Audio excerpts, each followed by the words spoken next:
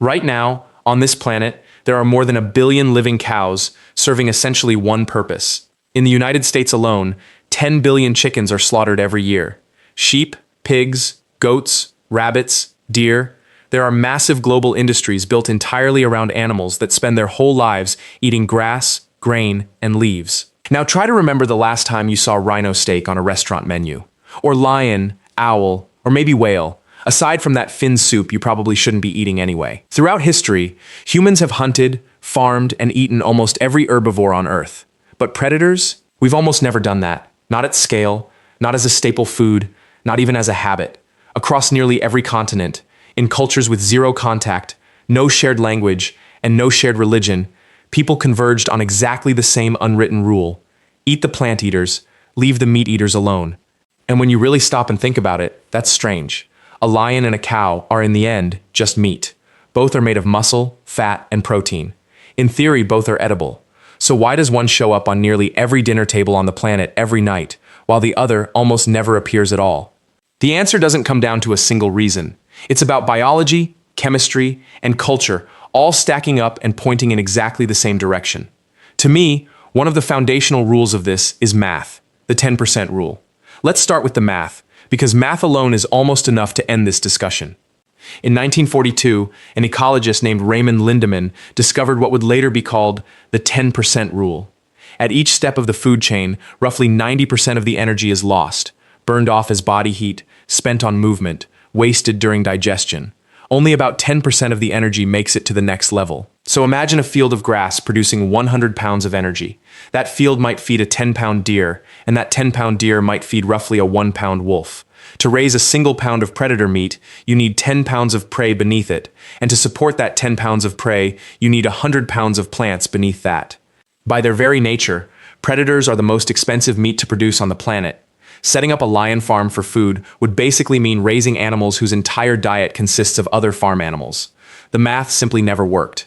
To put this in perspective, even getting a single cow to slaughter weight requires years of grain, water, and grazing land that most people never think about. Raising a predator large enough to eat means raising and losing 10 times that amount of prey, just to bring that one carnivore up to slaughter size. No civilization in human history has ever had that kind of energy surplus to spend on a single food source. The energy simply wasn't there to spend. Rule #2, bioaccumulation and toxins. But cost isn't even the biggest problem. There's something inside predator meat that has nothing to do with money and everything to do with poison, quietly accumulating. It's called bioaccumulation. Toxins in the environment, mercury, lead, industrial chemicals, don't disappear as they move up the food chain. Instead, they concentrate. A small fish absorbs a tiny amount of mercury from the water around it. A bigger fish eats hundreds of those small fish and takes in all that mercury at once. A shark eats hundreds of those bigger fish and absorbs even more.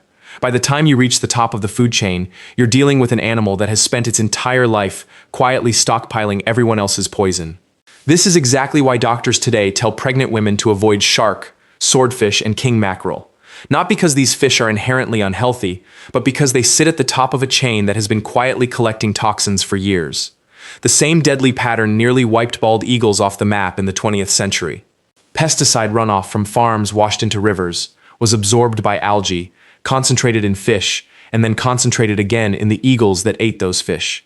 By the 1960s, DDT levels in America's apex predators had reached the point where they thinned eggshells enough to literally collapse under the mother's own weight. The bald eagle population in the continental US fell below 1,000 nesting pairs before DDT was finally banned in 1972. Whether the toxin is mercury, lead, or a pesticide people sprayed decades ago without knowing where it would end up, this is what a lifetime spent at the top of the food chain does to living tissue. And this danger isn't a modern discovery either. Polar explorers learned it the hard way over a century ago. Sled dogs in the Arctic had known for generations, by pure instinct, never to touch polar bear liver. Human expedition teams in the early 20th century didn't get the memo. Members of Douglas Mawson's 1911 Antarctic expedition, out of sheer desperation, ate husky liver and suffered severe headaches, peeling skin, and eventually organ failure. It was later diagnosed as hypervitaminosis A, acute vitamin A poisoning. Polar bear and husky liver store such an insanely concentrated amount of vitamin A that a single serving can be lethal to a human body. Indigenous Arctic communities knew to avoid this centuries before science gave it a name. Rule #3, meat quality and disease. Then there's the question of what happens inside a predator's body long before its meat ever reaches a plate. Prey animals mostly graze. Predators, on the other hand, sprint, track, and fight for every single meal. That kind of constant physical stress floods their muscles with cortisol and adrenaline and burns through the glycogen that would normally tenderize meat when an animal is calm at the moment of slaughter.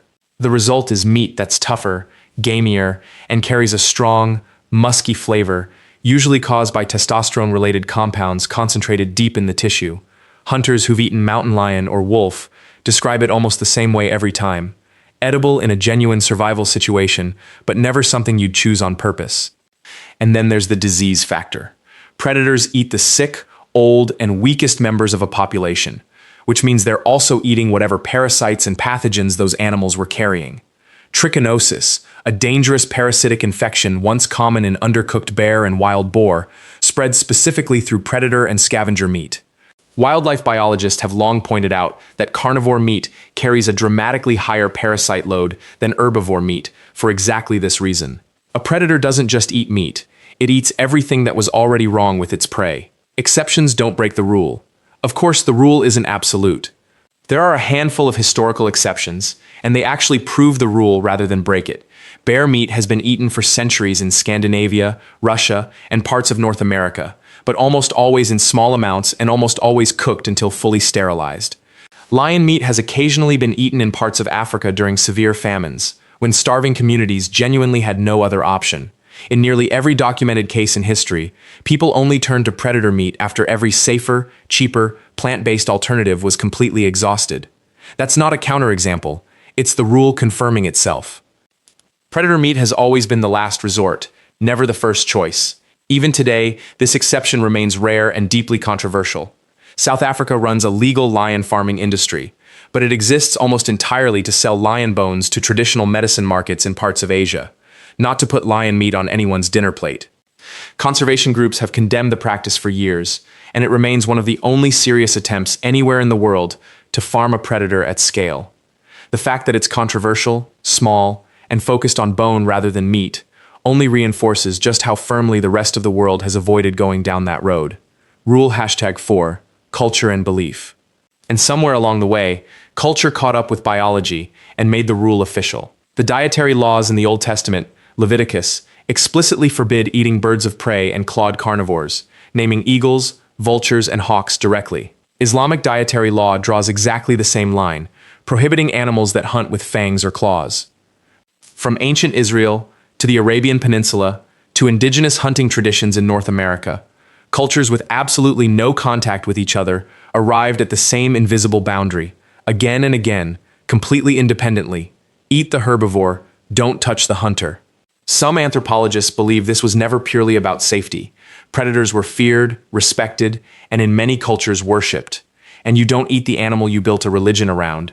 You don't eat the creature sitting on your tribal leader's headdress or guarding the doors of your temple. Across dozens of unrelated civilizations, the lion, the eagle, the wolf, and the bear appeared again and again as symbols of power, kingship, and sanctity. It's hard to make a god into dinner. Conclusion. So the real answer was never just one thing. Chemistry stacked on top of biology, culture stacked on top of that, all pointing in exactly the same direction. Producing predator meat costs too much energy. It carries too much accumulated toxin. It tastes worse, spoils faster, and carries far more disease. And on top of all that, we've spent thousands of years turning the animals at the top of the food chain into symbols instead of meals. Every single ecosystem on Earth runs on exactly the same quiet arithmetic.